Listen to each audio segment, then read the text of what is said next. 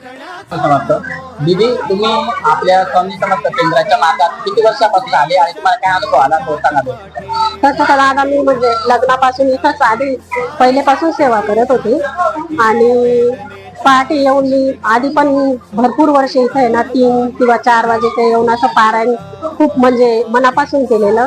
तेव्हापर्यंत पण भरपूर अनुभव आले, पण महाराजांना आणि मलाच माहिती आहे. पण आज जेव्हा मी आता ह्या वर्षी म्हणजे आता जेव्हापासून इथं बसले मी लग्न झाल्यानंतर, तर मला त्या दिवशी ग्रंथ पण भेटत नव्हता. तर मी गावाला गेलेले असताना तिथून धावपळ करत इथं आले केंद्रात. मग मी इथं एक दादा आहे त्याला विचारले मी की मला ग्रंथ भेटेल का, तर तो म्हणे मी तसं देतो म्हणे आणून. तर त्याने आणून दिल्यानंतर मी त्या दिवसापासून अध्याय वाचायला सुरुवात केली. तर दुसऱ्या दिवसापासून मी पहाटे 3:30 किंवा 4:30च्या दरम्यान मी येत होते वाचायला. तर त्याच्यानंतर महाराजांची मनापासून खूप सेवा केली आणि आज त्याचं फळ मला भेटलेलं आहे.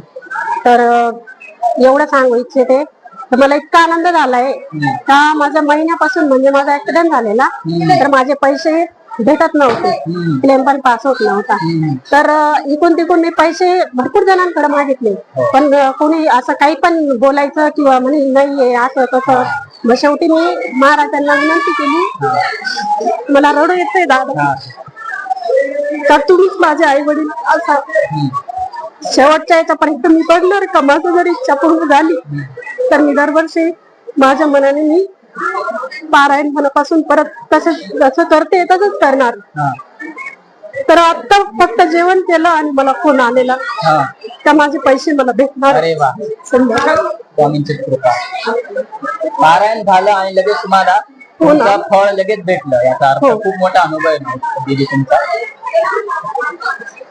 तर असं झालंय मला की मग कसं काय सांगू आणि कोणाला सांगू, म्हणून मला ते आनंद गोष्ट तुमच्या सगळ्या सेवेकरांपर्यंत होत नाही.